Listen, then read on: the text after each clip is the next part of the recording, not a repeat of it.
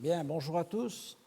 Nous avons commencé, il y a 15 jours, une revue des ressources minières du désert oriental d'Égypte, c'est-à-dire des gisements de cristaux et de gemmes, ainsi que des carrières exploitées à l'époque romaine. Parmi celles-ci, j'ai évoqué l'exploitation des carrières de Greywakke, le Beren des anciens Égyptiens, celle de granit-diorite, passant brièvement sur les exploitations de Tibérianée, du Mont Scloudianus et de Domitianée, sur lesquelles je reviendrai plus en détail dans une prochaine séance. Il nous reste à finir notre tour d'horizon par des carrières mineures et à les replacer dans le contexte du Haut-Empire. Après avoir achevé ce rapide panorama, je reviendrai sur l'exploitation des mines en exposant en détail les recherches que nous conduisons depuis 2013 sur le district minier de Samout. Alors, terminons d'abord avec les carrières. Outre la carrière de granit du mont Sophiatès, relativement grande et vue dans le cours précédent, il existe plus au sud, au débouché du Wadi el-Hammamat, dans le Wadi es-Sid, au niveau du Bir Fawarir, un petit gisement de granit rose à grains moyens qui a été exploité au Haut-Empire. De ce gisement, 3 petites carrières ont été ouvertes. Vous en voyez ici sur la photo satellite 2, des affleurements de granit. Une d'entre elles présente des fûts de colonnes dégrossis avec des coins et dont on voit ici un exemplaire. Et ce granit a été en fait utilisé en très petite quantité, surtout au début de l'époque impériale, et donc cette carrière n'a pas une véritable grande importance, notamment pour les monuments de Rome, et pour les détails, je vous renvoie à l'article de Harrell et Brown, paru en 1999, qui s'appelle « A Late Period Quarry for Naui in the Eastern Desert ». Enfin, il y a aussi, bien entendu, les très vastes carrières de granit rose d'Assouan sur la rive droite du Nil, exploitées depuis l'époque prédynastique et qui fut très largement utilisée au cours de la période gréco-romaine. Bien qu'elles soient en bordure du désert oriental, je n'en parlerai pas ici, car elles sont directement reliées au Nil et par le fleuve à l'ensemble de l'Empire. Elles font donc partie de l'Égypte plus que du désert elle-même, et ces productions ont donc pu être massivement et facilement exportées, ce qui n'était pas le cas pour les carrières situées dans le désert lui-même, comme nous le verrons. Une autre roche a été également très largement exploitée, c'est le porphyre. Le porphyre du Djebel Doran a été découvert sous le règne de Tibère, mais du porphyre dolérite avait déjà été exploité à Rod el-Gamra au cours de la 30e dynastie pour extraire de petits naoïs destinés à des temples. C'est une carrière qui n'est pas très loin de la route de Mersalam à Edfou. Toutefois, c'est le porphyre noir ou rouge, selon les veines, qui était particulièrement apprécié pour ses qualités ornementales, surtout le rouge pourpre qui deviendra la couleur impériale par excellence, au point que les empereurs byzantins seront qualifiés de porphyrogénètes, c'est-à-dire nés dans la pourpre, en fait nés dans la chambre du palais impérial de Constantinople qui était plaquée de porphyre rouge. Ces particularités ont fait, nous le verrons par la suite, que les carrières du Mons Porphyrites ont été exploitées du 1er siècle de notre ère jusqu'au milieu du 5e siècle.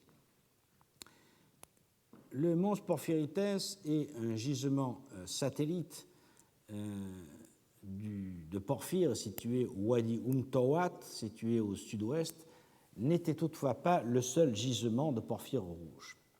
Aussi, vous avez une vue d'ensemble du Mons Porphyrites avec le village dit du Lycabet et puis la grande rampe qui descend les blocs, mais je n'insiste pas car j'y reviendrai plus tard.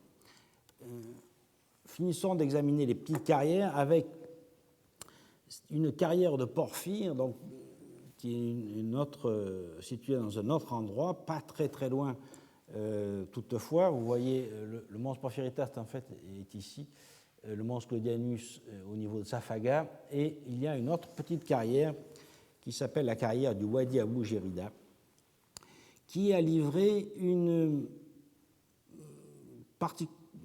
sorte de porphyre rouge assez particulier que les Italiens appellent porfido rosso laterizio, c'est-à-dire qui a l'aspect d'une brique, et qui est en fait une rhyolite qui a été exploitée surtout au début de l'Empire.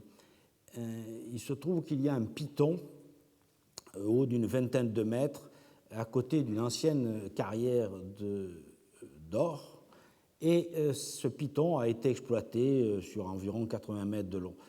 Mais comme la roche est fracturée, il suffisait de l'extraire à la baramine, mais on ne pouvait obtenir des blocs d'une longueur supérieure à 1,50 m, et donc au maximum de petites colonnes, dont une est conservée aujourd'hui dans la collection Torlonia à la Villa Albani, à Rome. Quelques-unes de ces colonnes ont été à l'époque moderne recoupées pour faire des tondi, c'est-à-dire des pavements circulaires, notamment utilisés dans l'église de San Lorenzo à Florence. Mais le fait que la roche soit fracturée est certainement la raison pour laquelle le gisement n'a pas été exploité très longtemps, ce qui explique son extrême rareté parmi les pierres ornementales utilisées à Rome. Il faut donc imaginer que lors des prospections géologiques réalisées au début de l'Empire par des spécialistes recherchant les pierres ornementales nouvelles pour les bâtiments impériaux, les prospecteurs ont repéré ce porphyre rouge utilisé pour tailler des meules, comme vous le voyez ici, par des mineurs ptolémaïques et qui avaient exploité l'or dans cette zone. Ils sont remontés à la source, ils l'ont trouvé et extrait quelques blocs, peut-être au cours d'une ou deux campagnes, puis ont considéré que le gisement ne méritait pas d'être exploité en grand, comme le sera celui du mons Claudianus. J'ai mis l'hypothèse que cette phase de prospection, qui n'est pas datée sur le terrain, donc cette phase de prospection et de tentative d'exploitation fait partie de ces explorations qui ont été réalisées sous Tibère, époque où les gisements de granit de Baroud et de porphyre du Djebel Doran furent découverts.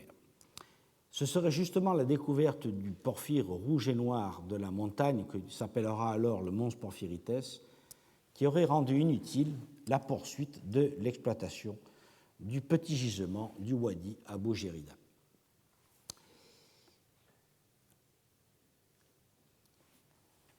Il y a aussi quelques carrières de stéatite, qui est une pierre tendre qui se taille très aisément et qui durcit au feu. Elle a été occasionnellement exploitée à l'époque romaine, surtout localement, je dois dire, pour des décorations et des sculptures.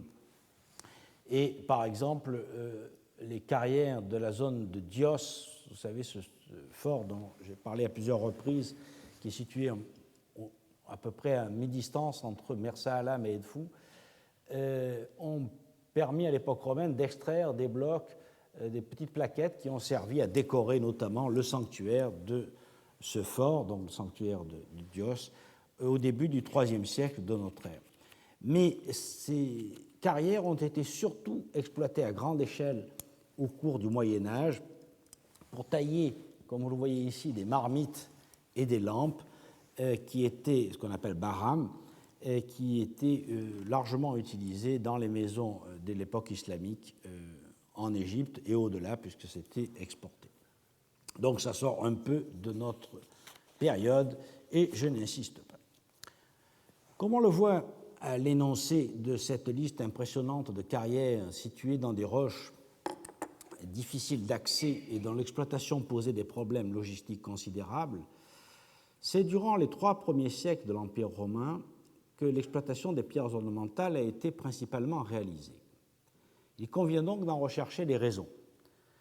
Il faut d'abord rappeler que les secteurs économiques de la construction et de la métallurgie sont les 2 seules activités qui, dans les sociétés agricoles pré-industrielles, ont nécessité des investissements massifs en capitaux et en savoir-faire, aussi bien pour la recherche des gisements que pour leur exploitation, pour la transformation des produits, puis pour leur transport et leur mise en œuvre finale. À la fin de la République, la monumentalisation et la marmorisation de Rome, devenue capitale du monde, et la compétition sociale et politique des élites romaines et provinciales, dont les membres voulaient tous des palais, des villas somptueuses, des mausolées grandioses, ont entraîné une demande sans précédent de pierres à bâtir. Cette demande a principalement été remplie, pour des raisons logistiques évidentes, par des carrières ouvertes à proximité des chantiers de construction, comme Philippe Levaux l'a bien souligné dans The Cambridge Economic History of the Greco-Roman World, qu'il faut d'ailleurs lire dans la version française intitulée « Le développement économique dans les provinces romaines d'Occident », qui est paru dans les mélanges en l'honneur de Louis Morin. Plusieurs milliers de carrières antiques sont ainsi connues sur le territoire de l'Empire. Lorsque l'élévation du niveau de richesse et les exigences des commanditaires ont exigé des pierres de grande qualité, les carrières locales n'ont plus suffi à combler la demande en matière de construction luxueuse qui manifestait publiquement le besoin de distinction sociale. Les architectes se sont donc mis à rechercher des marbres et des pierres colorées telles que les granites, les serpentines, les porphyres, particulièrement adaptés aux parties ornementales des édifices telles que les colonnes, les chapiteaux, les architraves, les pavements et les sculptures. Cette distinction entre pierres locales et importées est valorisée par Pline et par Sénèque. Leur usage commence vers le milieu du IIe siècle avant Jésus-Christ avec l'arrivée à Rome des statues saisies en Grèce sous forme de butin. En 146, le consul Lucius Mummius prend la ville de Corinthe et ramène un énorme butin sous forme d'œuvres d'art qui seront exposées à Rome et dans les colonies romaines en Italie, dont Pompéi. La même année, Quintus Caecilius Metellus, triomphateur de la Macédoine, fit construire le temple de Jupiter Stator en marbre pentélique importé de Grèce. Puis tous les impératores, les généraux de la fin de la République, utiliseront la construction d'édifices publics en marbre pour asseoir leur prestige et leur pouvoir politique. Les empereurs feront de même. Suétone écrit dans une formule célèbre qu'Auguste trouva une cité de briques et la laissa de marbre en parlant de Rome.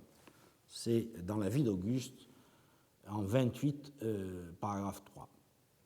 Puis, à partir de Tibère, la marmorisation en elle-même ne suffit plus. Le prestige de l'empereur passe alors par sa capacité à extraire et à transporter à grands frais des pierres colorées et plus tard des colonnes gigantesques des carrières impériales du désert d'Égypte. Son emploi à Rome manifeste la volonté de frapper les imaginations par des bâtiments toujours plus grands et luxueux et par des tours de force technologiques. De même que la sculpture monumentale véhicule une idéologie, comme cela a bien été montré par Gilles Sauron à propos des rinceaux de l'époque augustéenne, l'emploi des marbres, granites et porphyres colorés était porteur de sens. Ils étaient immédiatement visibles et identifiables. Ils manifestaient par leur exotisme la puissance des commanditaires et donc celle du peuple romain, maître de la terre, dont l'empereur flattait ainsi l'orgueil.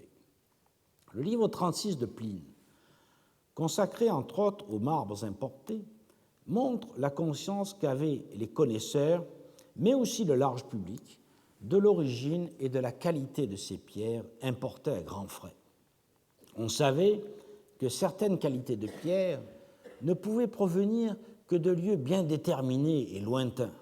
Par exemple, le marbre cipolin, blanc venait de vert, venait de Charistos à Neubée. Le marbre rouge était extrait à Mani, au sud du Péloponnèse. Le marbre jaune, marmor numidicum, trouvait son origine à Chemtou, en Tunisie. Le marmor porphyrites, de pourpre, et le lithos pyropoésilos, tacheté de rouge, désignait le granit d'Assouan. Le marmor claudianus, le granit gris extrait des montagnes au cœur du désert oriental, etc. Au-delà des bâtiments publics, l'emploi des marbres de prix et des pierres colorées passa dans les demeures privées. En 78 avant Jésus-Christ, Marcus Lepidus introduit le marbre jaune de Chemtou. Et en 1974, Lucius Ulculus, le marbre dit africano, dans leurs demeures respectives. Pline, au livre 36, paragraphe 48, rapporte qu'en 58 avant Jésus-Christ, Marcus Caurus, à l'occasion de son édilité, fit construire un théâtre temporaire en bois dont la scène était ornée de 120 colonnes construites et installées dans la scène provisoire, mais qu'il réutilisa ensuite dans sa demeure du Palatin.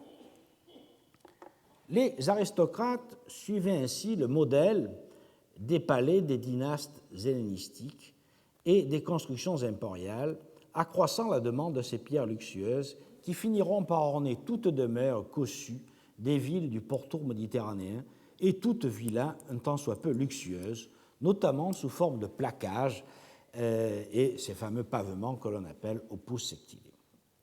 Au cours du 1er siècle de notre ère, la demande devint donc énorme et les carrières durent y répondre, pour la plupart selon le jeu de l'offre et la demande privée. En effet, mis à part quelques carrières appartenant à des cités, surtout en Orient, les carrières étaient pour l'essentiel possédées et exploitées par des personnes privées, celles qui possédaient les biens-fonds où elles étaient situées. Et on considérait que leur exploitation, au même titre que la production des tuiles et des briques, relevait de l'exploitation normale des propriétés foncières. Mais la situation dans le désert est différente. En effet, du fait de l'éloignement des zones habitées et du fait des extraordinaires difficultés de survie dans ces zones arides et très chaudes, l'initiative privée était incapable de lancer et d'organiser leur exploitation. C'est la conjonction de la demande impériale en construction grandiose, manifestant son pouvoir sans limite, et la grande difficulté d'extraire ces pierres qui conduisit à la mise en exploitation à grande échelle de certaines carrières du désert oriental. L'empereur, Tibère d'abord, puis Néron et surtout Domitien, avant les Antonins, chargea l'armée d'organiser et de sécuriser ces carrières qui employaient une abondante main-d'œuvre formée de salariés et de membres de la familia impériale, c'est-à-dire des esclaves qui appartenaient à l'empereur. Les salariés étaient des tailleurs de pierre et des forgerons qualifiés. Recrutés, nous le verrons à propos du mons Claudianus, assez souvent à Alexandrie ou à Assouan, et ils étaient bien payés. La main-d'œuvre non qualifiée était fournie par l'empereur sous forme d'esclaves et quelquefois de prisonniers de guerre. Nous avons vu que beaucoup de sites furent exploités à des degrés divers, mais deux l'ont été sur une échelle extraordinaire, le complexe du mons Claudianus et celui du mons Porphyrites. Ces carrières et leurs bâtiments d'exploitation ont été fouillés récemment par une équipe anglaise dirigée par David Peacock et Valerie Maxfield, mais la compréhension de leur fonctionnement vient de l'abondante littérature fournie par les ostracas, retrouvés par milliers sur ces sites et étudiés par Jean Bingen, Hélène Cuvigny, Adam Bülow-Jacobsen et Wilfried van Dringen.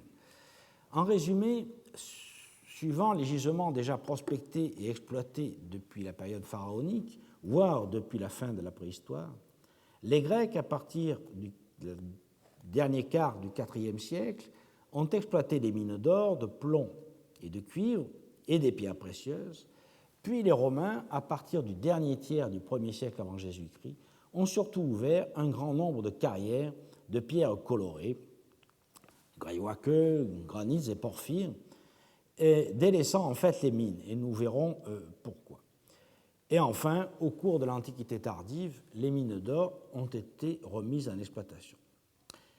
C'est ce thème de l'exploitation de l'or sur lequel je voudrais insister maintenant en présentant les fouilles d'un district minier aurifère exploité au cours de la période pharaonique et de l'époque ptolémaïque, avec une courte réoccupation à l'époque romaine tardive, puis au début de l'époque islamique, ou plus exactement vers le Moyen Âge.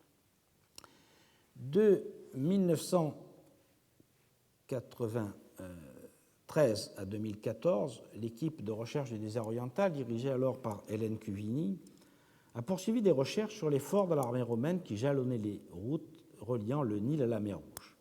Puis, en 2014 et 2015, notre équipe, désormais conduite par Bérengère Redon, qui est chercheur au CNRS et rattaché à la Maison de l'Orient, un centre de recherche implanté à Lyon, et par Thomas Fauché, lui aussi chercheur au CNRS dans le laboratoire IRAMAT basé à Orléans.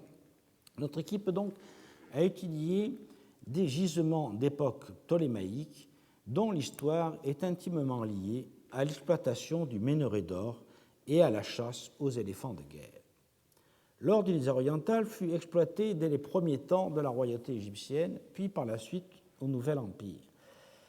À l'époque ptolémaïque, le pouvoir lagide engagea une exploitation systématique et intensive des filons aurifères égyptiens pour asseoir sa puissance et mener une politique étrangère ambitieuse dont l'or, évidemment, était l'une des clés. Les installations antiques ont été progressivement repérées par des prospections conduites dans cette région depuis le XIXe siècle, par Jean-Battista Belzoni, puis par John Gardner Wilkinson au début du XIXe siècle, et plus récemment, après divers autres chercheurs, par Dietrich et Rosemary Clem, qui, à partir de 1989, ont prospecté de façon très intensive cette région, donnant lieu à un certain nombre de publications, dont la dernière est parue en 2013 et fait un point général. Mais la région a été aussi prospectée pour d'autres raisons par Henry Wright et Stephen Sidebottom dans les années 1990 et 2000, et ce sont sur ces travaux que nous nous appuyons. Ces prospections ont en effet permis de découvrir plus de 250 sites miniers, incluant des mines, des installations liées à leur exploitation et des villages de mineurs. Mais aucune fouille de site n'a été réalisée jusqu'à présent, à l'exception des travaux de la mission de l'Oriental Institute de Chicago au Bir Fawarir, une zone minière exploitée à plusieurs reprises, notamment au Nouvel Empire puis sous les Ptolémées, et surtout au début de l'époque byzantine. De notre côté, nous avons débuté des travaux par l'exploitation de la zone minière de Samout, située entre Edfou et la mer Rouge. Donc, vous voyez ici Edfou, c'est-à-dire l'ancienne Apollonopolis la Grande, et la mer Rouge est principalement le port de Bérénice. Le site de Samout se trouve à peu près au milieu entre le Nil et la mer Rouge. Cette zone comprend des vestiges du Nouvel Empire, de l'époque ptolémaïque, de la période romaine et du Moyen Âge. Ces travaux que je vais vous présenter ont été publiés de manière préliminaire dans plusieurs articles, dont un intitulé « Les mines d'or ptolémaïques, résultats des prospections dans le district minier de Samout », paru dans le bulletin de l'Institut français d'archéologie orientale au Caire en 2013. Un autre article un peu plus récent de Bérengère Redon et de Thomas Fauché, intitulé « Gold Mining in Early Ptolemaic Egypt, New Discoveries in the Eastern Desert », est paru dans Egyptian Archaeology, numéro 46, au printemps 2015, et donne donc les principaux résultats de la campagne 2014. C'est sur ces publications préliminaires que je me fonde donc pour présenter les résultats en attendant ceux des campagnes en cours. En effet, nous repartirons au mois de janvier 2016 pour continuer l'étude de ces gisements antiques en poursuivant notamment les fouilles du fort de Bir Samout. La région de Samout, dont le nom égyptien signifie la tour, comporte des vestiges nombreux et organisés autour de trois pôles. L'un au nord-est, dans le Wadi Samout el-Beda, l'autre au nord, c'est ce qu'on appelle Samout Nord, et un autre ensemble au sud, autour de ce qui s'appelle localement le Bir Samout. Les sites se trouvent dans un secteur où le socle des gneiss et des migmatites est recouvert par des roches métamorphiques et volcaniques faiblement métamorphisées, ce qui a favorisé la minéralisation et notamment la formation d'or dans des filons de quartz qui se sont déposés dans les failles. Ces quartz aurifères ont été, au cours des millions d'années d'érosion, en partie délités, et les nodules métalliques, dont ceux d'or, qui se retrouvent dans les sables et les sédiments déposés dans les wadis. Alors, vous voyez ici un exemple de quartz aurifère avec deux paillettes d'or. Évidemment, avec l'érosion, ces paillettes se détachent et se déposent au fond des vallées. Ce sont ces sédiments donc, dans les vallées qui ont d'abord été exploités à partir au moins de l'Ancien Empire, voire avant. Puis, sous les Ptolémées, les veines de quartz elles-mêmes, les veines de quartz aurifères, ont été creusées et le quartz a été broyé pour récupérer l'or. En fait, l'histoire de l'or est celle d'une fièvre récurrente liée soit à la découverte de nouveaux gisements, soit à celle de techniques d'extraction plus efficaces, soit à la volonté du pouvoir ou au contraire à son laxisme, soit enfin à la hausse des cours de l'or. Le plus souvent, il s'agit d'une combinaison de tous ces paramètres et il se trouve que, par malheur pour le patrimoine archéologique, nous nous trouvons dans une conjoncture qui provoque une nouvelle ruée vers l'or dans le désert égyptien. La hausse récente des cours mondiaux de l'or rend l'exploitation rentable pour des entreprises, malgré une faible teneur en or dans le minerai. En conséquence, les gisements de Samoud, comme ceux de Sokhari, de Kumpassi, de Dunkash et tant d'autres, qui ont été préservés depuis des millénaires, sont en grand danger. Samoud est menacé de deux façons. D'une part, une entreprise minière a obtenu la concession de toute la zone avec licence plus ou moins tacite de détruire tout ce qu'elle veut. Ainsi, durant l'année 2013, l'entreprise a détruit au bulldozer toute la partie nord de l'un des complexes ptolémaïques de Samoud Nord pour effectuer des carottages. Vous voyez sur cette photo qui a été prise en 2013 le bastion nord d'un des bâtiments de Samoud Nord qui est intact. Et l'année suivante, le bulldozer avait détruit une partie de ce bastion. Donc ça, c'est une première menace. Une deuxième menace est liée aux chercheurs d'or. Alors, ici, vous voyez les destructions qui ont eu lieu par l'entreprise minière en 2013, qui ont surtout concerné toute la partie nord de ce bâtiment de Samoud Nord, et également une zone un peu en contrebas où ils ont effectué des carottages. Donc l'autre menace est en fait liée à la prolifération des chercheurs d'or. Ici à nouveau la zone telle qu'elle était intacte en 2013 et ici avec vous voyez les traces du bulldozer qui a détruit une partie des vestiges. Il se trouve en effet que du fait des événements politiques en Égypte, tout ce secteur du désert oriental a sombré dans l'anarchie. Des bandes de chercheurs d'or labourent le désert pour trouver de l'or. C'est là que l'on voit la conjonction du progrès technique sous la forme de détecteurs de métaux bon marché produits par la Chine et de l'anarchie qui se manifeste par l'absence de surveillance policière ou militaire, laissant n'importe quel individu libre d'exploiter le désert à sa guise. Les chercheurs d'or viennent de la vallée du Nil. Leur technique est simple.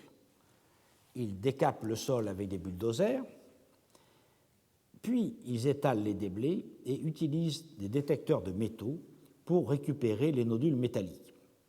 Lorsqu'ils trouvent un gisement archéologique, ils procèdent de la même manière, par une destruction systématique et totale des vestiges, souvent jusqu'en dessous des fondations, étalement des sédiments archéologiques et prospection aux détecteurs pour trouver des objets et notamment des pièces de monnaie antiques. Le gisement de Bir Samout, dont je parlerai plus en détail tout à l'heure, a été ainsi en partie détruit, de même que plusieurs sites alentours, dont ceux que nous avions fouillés ou prospectés, par exemple Didumoy ou Campassi. Nous sommes retournés sur le site de Campassi en janvier 2015 pour constater qu'une grande partie du fort avait été détruite au bulldozer, notamment le rempart et les citernes. Alors, vous voyez ici une vue de Campassi avec une tranchée ouverte au bulldozer à travers le fort. À Bir Samout, qui était absolument intact jusqu'en 2012, les dégâts ont porté, par exemple, sur la porte. On voit ici une première attaque qui avait eu lieu avant 2013, et on voyait apparaître les parements de la porte d'entrée.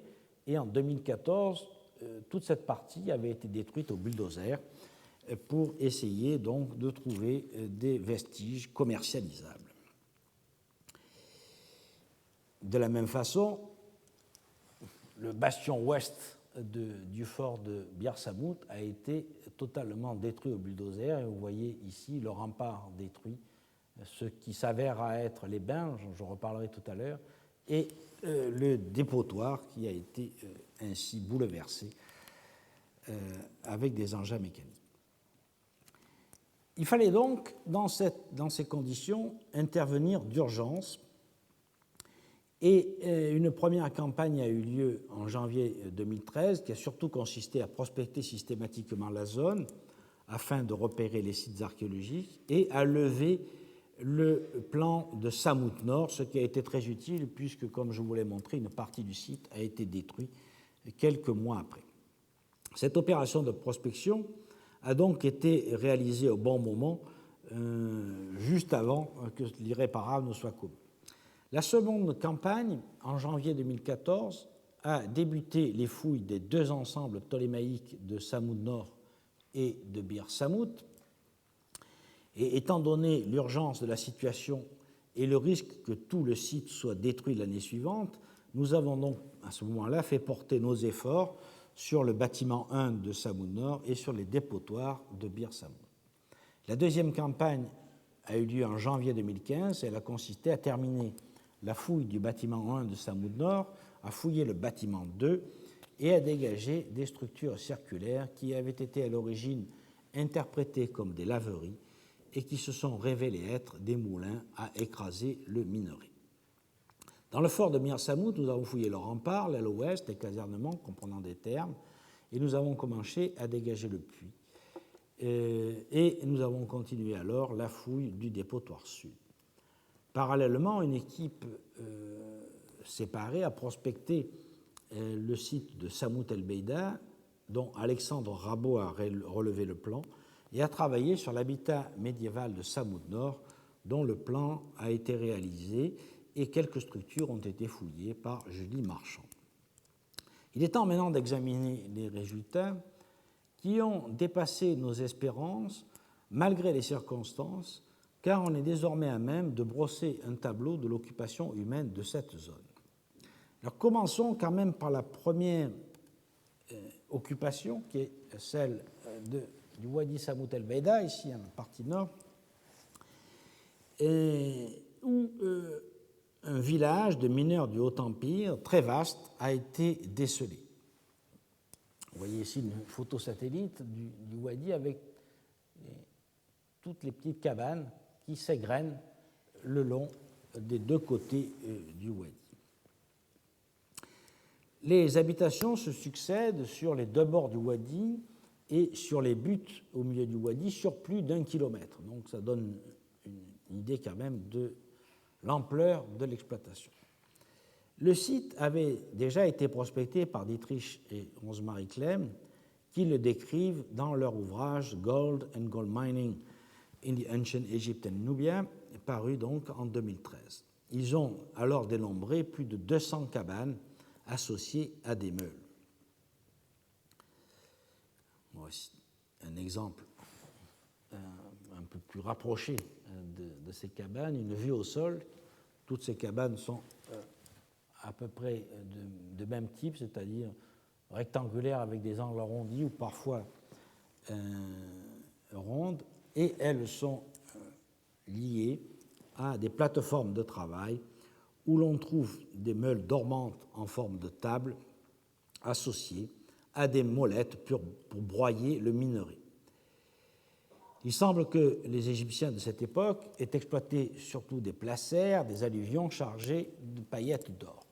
Le peu de céramique recueillie renvoie au Nouvel Empire, de même que les techniques de broyage. Ensuite, le secteur a été abandonné pendant assez longtemps avant d'être, probablement parce qu'on considérait que le gisement était épuisé, avant d'être réoccupé à l'époque ptolémaïque avec la construction de ce complexe que nous appelons Samoud-Nord. La construction des bâtiments de Samoud-Nord a été motivée par l'existence d'un filon de quartz exploité sur une longueur apparente de 360 mètres. Alors, vous voyez ici la photo satellite, ici la tranchée qui a été ouverte par les mineurs grecs de l'époque ptolémaïque et qui donc vide en quelque sorte la faille qui contenait le quartz aurifère, et de part et d'autre les bâtiments qui ont été construits, les bâtiments d'exploitation qui ont été construits. La partie supérieure du gisement, alors vous voyez ici une vue de la tranchée avec ici une échelle qui a été mise en place récemment par l'entreprise minière pour explorer le gisement nouveau. Et vous voyez, en fait, les travaux antiques se limitent à une tranchée d'une profondeur d'environ 1,20 m, parfois un peu plus loin, un peu plus profond, et quelquefois avec quelques diverticules, car, bien entendu, il s'agissait de suivre la faille et les dépôts de quartz aurifère. Cette tranchée, donc, porte des traces caractéristiques d'attaque au pic qui datent de l'Antiquité, alors que les puits, par exemple celui-ci, les puits verticaux qui ont été explorés en 2014 par une équipe spécialisée dirigée par Florian Terrégéol, ont été forés au début du XXe siècle par une entreprise anglaise qui a tenté de remettre en exploitation la mine, mais qui a dû renoncer après cette exploration en profondeur, probablement à cause de la faible teneur en or du minerai. Toute la chaîne de préparation, depuis l'extraction jusqu'à la fonte, est présente sur le site. Elle débute à la sortie de la mine par un premier travail de préparation des minerais qui consiste en un tri et en un concassage du minerai matérialisé par des emplacements de travail individuels avec des accumulations de blocs de quartz blanc qui en fait correspondent aux stériles, vous voyez, qui sont ici, associés à des blocs d'enclume où on écrasait donc les blocs extraits de la mine. L'étape suivante, qui vise à amener le minerai à une taille suffisamment fine pour être moulu, est représentée par des tables d'enclume auxquelles sont associés des percuteurs. Enfin, la production de la farine, c'est-à-dire la poudre de minerai, était réalisée dans de grands moulins circulaires. À la suite de ces opérations, les mineurs avaient à disposition un ensemble enrichi bon à être fondu. La présence d'un four sur le site laisse penser que l'étape métallurgique, c'est-à-dire la fonte, prenait également place sur place.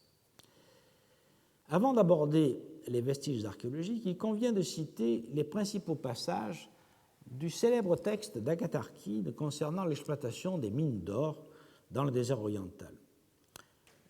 Agatharchide écrit au IIe siècle avant Jésus-Christ, mais nous pouvons appliquer, disons, ces enseignements à la phase légèrement antérieure. Le texte ne nous a pas été conservé complètement, il est cité à la fois par Diodore au livre 3, paragraphe 12, par Strabon au livre 16, paragraphe 4, et puis 5 et 20, et par Photius dans la bibliothèque au chapitre 250. Que nous dit Agatharchide? Il nous dit, et je cite, « Dans les montagnes où l'on trouve l'or, on incendie par des feux de bois les endroits abrupts dont la roche est très dure. On les attendrit par le feu, puis on se met au travail. Là où la pierre est tendre, on la fend au ciseau. En tête des travailleurs, il y a un ouvrier qui sélectionne les pierres. Quand il a tracé le chemin aux mineurs, tout l'ouvrage est partagé de la façon suivante aux misérables qui y sont astreints. Ceux qui sont vigoureux et jeunes brisent à coups de masse de fer le sol qui luit comme du marbre. Ils ne mettent aucune technique dans leurs coups, seulement de la force. Ils ouvrent dans la montagne de nombreuses galeries qui ne sont pas droites, le gisement aurifère allant tantôt vers le haut, tantôt vers le bas, tantôt vers la gauche, tantôt en oblique et tantôt de travers, à peu près comme les racines des arbres. Ces gens donc, une lanterne attachée au front, et nous verrons que nous avons trouvé beaucoup, relativement de lampes, creusent la pierre en suivant une espèce de veine blanche. Changeant continuellement leur coup de position, ils jettent sur le sol les fragments de pierre, non à la mesure de leur commodité ou de leur vigueur, mais sous les yeux d'un contremaître qui ne les gronde jamais sans les frapper. Les jeunes enfants se glissent dans les galeries que les mineurs ont creusées. Ils ramassent péniblement les cailloux qu'on jette et les transportent hors des galeries. Les gens âgés et, pour la plupart, les malades reçoivent d'eux les pierres et les emportent pour les remettre à ceux que l'on appelle les surveillants. Ceux, alors, qui ont moins de 30 ans et dont les coups sont vigoureux, prennent des mortiers de pierre, du type ce qu'on voit là, et avec des pilons de fer, ils broient énergiquement la pierre et en font des morceaux, dont le plus gros est à peu près de la taille d'une lentille. Ils les distribuent sur le champ à d'autres ouvriers. Et voici quel est le travail des femmes amenées dans les bagnes avec leurs maris ou avec leurs parents. Il y a une série de meules qui tournent et sous lesquelles elles jettent la pierre pilée. 3 femmes se mettent de part et d'autre du même bras de meule dans un accoutrement affreux qui ne cache de leur corps que le sexe. Elles meulent jusqu'à ce que les fragments calibrés qu'on leur a donnés soient réduits à l'état de poudre.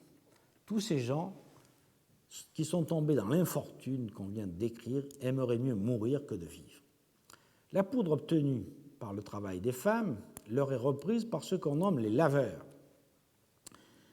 Ils répandent la pierre meulée sur une large planche dont la face est polie.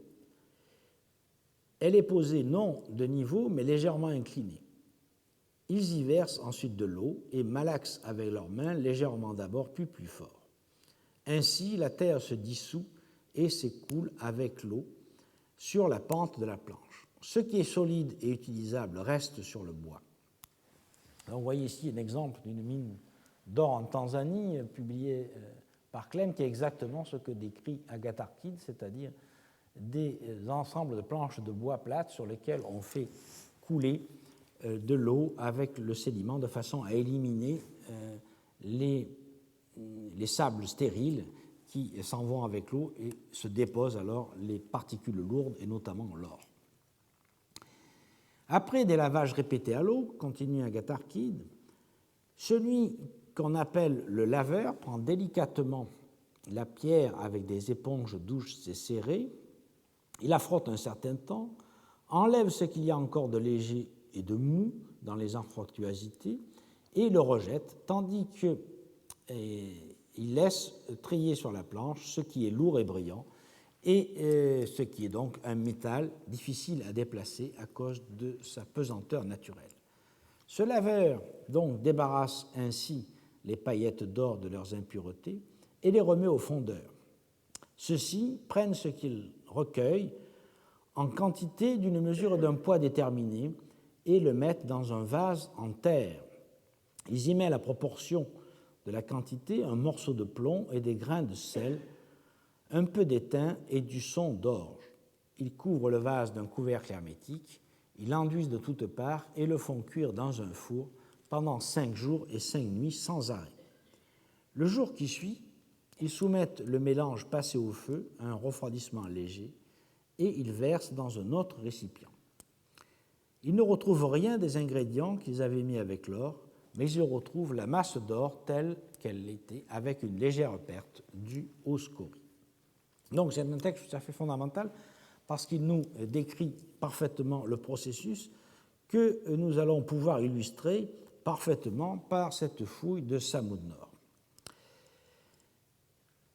4 ensembles de bâtiments, en effet, sont liés aux divers processus d'extraction et de raffinement de l'or. Alors, vous voyez ici le plan général avec le filon aurifère. Ici, un grand bâtiment que nous avons appelé le bâtiment 1, qui correspond principalement à l'administration et au lieu de stockage et aux dortoirs. Ici, un autre bâtiment avec des dortoirs et des plateformes de concassage. Ici, la zone des moulins. Et ici, tout le long du filon, des petites cabanes qui sont soit des cabanes de mineurs, soit des cabanes de forgerons. L'édifice 1, approximativement rectangulaire, qui mesure 58 mètres par 36, comprend 4 corps de bâtiments construits autour d'une cour centrale. On y accédait par 4 portes situées sur les flancs ouest, nord et est. Vous voyez ici la porte principale, il y en avait une autre ici qui a été bouchée dans un deuxième temps, il y en avait une ici et une autre ici. Donc, on ne peut pas dire que ce soit véritablement un fort, puisqu'il y a beaucoup d'entrées et que l'ensemble n'est pas véritablement conçu pour être défendu. La porte principale donc, est localisée au sud-ouest. On y parvenait par un chemin muletier qui arrive ici et qui y arrivait à la suite d'une série de lacets, vous voyez, qui commence là et on arrive ici. Le bâtiment 1 est construit totalement en granit, extrait d'un affleurement situé sur le flanc oriental qui a été exploité comme carrière. Les sols sont partout recouverts d'une couche de sédiments fins argileux qui provient principalement de la fonte déliant des murs. L'entrée large de 2,10 m n'est défendue par aucune tour et il ne semble pas qu'elle ait comporté de véritables portes. Le couloir débouchait sur la cour centrale que l'on voit ici et où se trouve une dépression carrée creusée dans le rocher que on peut voir ici, dont on attendrait qu'il s'agisse d'une citerne, mais que sa construction ne permet pas d'attribuer à la fonction de réservoir d'eau, car l'ensemble dépend de lui. Ceci dit, il est possible que les travaux n'aient pas été terminés et que cet ensemble ait été conçu comme étant une citerne, mais le site a pu être abandonné avant que les enduits ne soient faits. L'aile bordant le côté sud de la cour, c'est-à-dire ici, et nous allons voir plus en détail ici, donc cette aile ici, est bordée, a servi principalement de réserve, et on y a trouvé notamment des silos à grains, et on y a également trouvé une porte en bois cloutée à penture de fer qui montre que cette partie était fermée et n'était pas accessible sauf autorisation spéciale. La pièce 126 qui est située ici comporte un foyer en son centre. On y a découvert un pied de statue en argile crue qui comporte quelques traces de dorure et donc cela laisse penser que cette pièce était un sanctuaire. C'est d'ailleurs le seul endroit de cet ensemble où on a pu émettre l'hypothèse qu'il s'agissait d'un sanctuaire.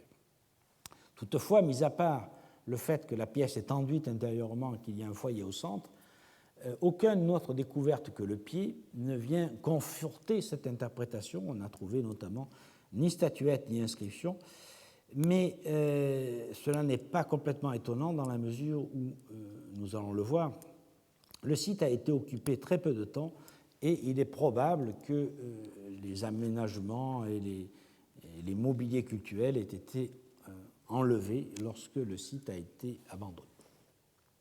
L'aile ouest du fort comprend les pièces ici, 105 à 116, et l'aile ouest est dotée ici d'aménagements particuliers. La pièce 116 était une cuisine où l'on a trouvé 3 fours pour faire des galettes et un grand four à pain faisant saillie sur le mur d'enceinte, ce que vous voyez là. Dans la salle voisine, qui a malheureusement été détruite par le bulldozer, ici, on avait pu repérer, avant les dégâts, 3 banquettes adossées aux murs ouest, nord et est, qui montrent qu'il s'agissait d'une salle à manger. Tout cet ensemble pourrait correspondre à une partie des appartements du commandant du fort, l'ensemble 115-117 étant destiné aux réceptions et la pièce 116 donc étant une cuisine. L'aile nord, c'est-à-dire ici, et qui comprend les pièces 106 à 111, est fondée sur le point le plus haut de la colline et fait saillie par rapport au mur extérieur du complexe. C'est un bastion qui devait comporter un étage. En effet, c'est le seul endroit où, et on le voit bien ici dans cette photo après la destruction par le bulldozer, c'est le seul endroit où les pièces sont totalement remplies de débris. Et on y trouve effectivement des pierres, de l'argile, mais aussi des végétaux qui doivent provenir du plafond. Comme les murs sont préservés sur environ 2,50 m de hauteur, on doit en conclure que le remplissage provient d'un étage qui est aujourd'hui disparu. Les murs ont conservé leur sol et leurs enduits d'argile. Vous voyez ici les sols et l'enduit d'argile qui plaque le mur. Et ils étaient couverts d'amphores abandonnées, dont une contenait des figues sèches destinées à un personnage dont l'inscription marquée sur l'amphore nous dit qu'il s'agit d'un trapezophoros, c'est-à-dire d'un banquier ou d'un comptable. Ce pourrait être un personnage en charge de la comptabilité de l'or. Dans ce secteur ont été également trouvés une coupe en albâtre, un plat en faïence et des amphores à vin de Cnide, de Chio et de Phénicie. L'ensemble de ces caractéristiques en fait un bâtiment à part, mieux protégé et habité par des officiels. On doit donc considérer que c'est dans cet édifice que résidait le personnage en charge de l'exploitation de la mine, ainsi qu'une partie de ses collaborateurs. L'aile orientale du complexe 1 est la plus développée. L'orientale, c'est celle-là. Elle est séparée en deux par l'entrée 134, que vous voyez là, qui, comme je vous l'ai dit, a été bouchée ultérieurement. Sans doute, cette entrée était de même importance que l'entrée principale au ouest. Elle débouche sur une zone extérieure, qu'on voit ici, qui est en pente douce, où se trouvait la carrière qui a servi à extraire les blocs permettant la construction, et un four sur lequel je reviendrai, également en dépotoir qui était situé devant la porte. La porte donc a été obstruée dans une seconde phase, peut-être au cours d'une deuxième campagne de travaux, mais la présence du dépotoir indique qu'elle a fonctionné un certain temps au cours de la phase initiale. Au nord du couloir d'entrée 134 se trouve cette longue pièce 138, longue de 11 mètres et large de 5,25 m. Et cette pièce est dotée, comme vous le voyez sur le plan, de banquettes larges de 2 mètres à 2,20 m, supportées par des murets. Au sud de l'entrée 134, deux autres longues pièces, vous voyez ici, s'organisent de façon symétrique de part et d'autre d'une pièce centrale numéro 130 ici. Les salles sont équipées là aussi de banquettes latérales séparées par un couloir central. Donc on entrait par ici, il y avait cette pièce où certainement étaient logés des surveillants et on pouvait pénétrer donc dans ces deux pièces par les couloirs centraux. Ces trois salles dotées de banquettes ont des entrées gardées par des postes de garde. C'est donc ce que je viens de vous montrer là. Ici, la 130, et ici, comme vous le voyez, on a un poste de garde qui surveille l'entrée de cette deuxième pièce. Leur présence, la poste de garde et des banquettes, indique qu'il s'agit de dortoirs surveillés par des gardiens. La largeur des banquettes, qui varie de 1,70 m à 2,20 m, convient bien à cette utilisation. La présence d'un poste de garde signifie que ces dortoirs accueillaient une population sous surveillance, sans doute la main-d'œuvre travaillant à la mine sous la contrainte. Cette observation rejoint donc le texte d'Agatharchide que je viens de citer, qui décrit les conditions inhumaines de travail dans les mines.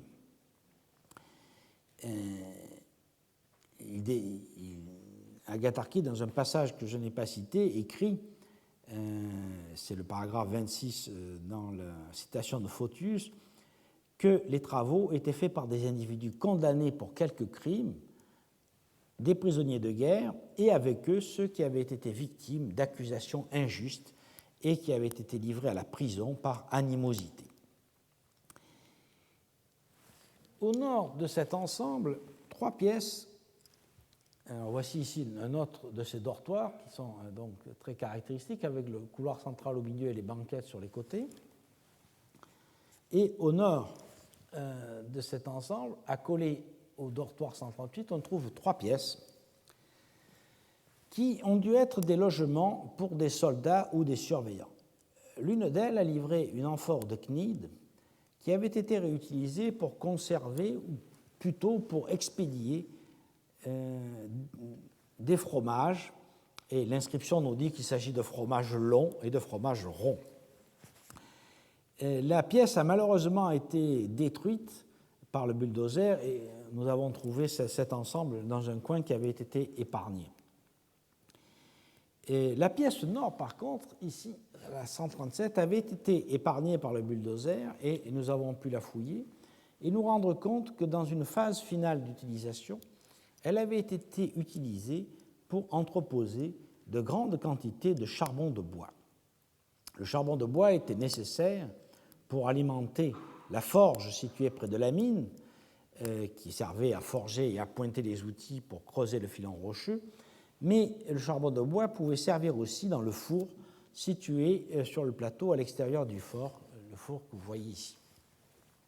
Au total, donc, le bâtiment 1 n'est pas un fort, mais plutôt un bâtiment de contrôle et d'exploitation destiné à accueillir le commandement, certainement des soldats et une partie des prisonniers travaillant dans les mines et les installations de broyage voisines. Sa position dominante, que vous voyez ici sur cette photo, visait sans doute à permettre le contrôle des activités qui se déroulaient à l'extérieur du bâtiment, plutôt que de se préparer à une attaque potentielle venue de l'extérieur. Les soldats logés dans le bâtiment devaient veiller sur la main-d'œuvre contrainte, donc des esclaves et des prisonniers, qui étaient logés là. Mais Agatharchide montre bien à quel point tout espoir de fuite dans le désert était vain. Seule la mort pouvait délivrer les mineurs de leurs conditions de travail. Dans le texte rapporté par Diodore, au livre 3, paragraphe 13,3, il écrit « Ces malheureux pensent devoir redouter toujours plus l'avenir que le présent à cause des punitions excessives, et jugeant la mort plus désirable que la vie, ils l'appellent de leur vœu. » Il est 11 heures, nous allons faire une pause de 5 minutes et puis nous continuerons à explorer ce gisement et à suivre la chaîne opératoire de production de l'or jusqu'à la fin.